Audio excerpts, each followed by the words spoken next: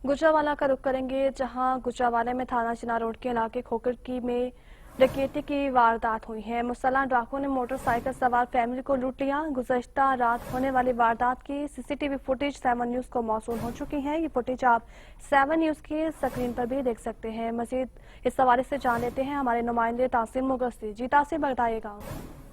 जी, ऐसा है कि रोज ब रोज जो है वारदातों में इजाफा होता चला जा रहा है। एक तरफ तो जो है महंगाई जो है लोगों का जीना बहाल किया हुआ है, दूसरी तरफ जो वारदाती हैं वो भी सरगर्म नजर आ रहे हैं, लेकिन इनके खिलाफ पुलिस कोई भी मौसर कार्रवाई नहीं कर रही, ना ही FIR लोगों की दर्ज की जा रही है। जो सरकारी मुलाजम है जो अपनी बेगम के साथ जो है घर जा रहा था, रास्ते में जो है थाना चिना रोड के इलाका कराची फैक्ट्री वाली गली में गन पॉइंट पर उसको रोककर जो है नकदी और जेवर लेकर फरार हो गया। पुलिस ने अभी तक इसका मुकदमा दर्ज नहीं किया।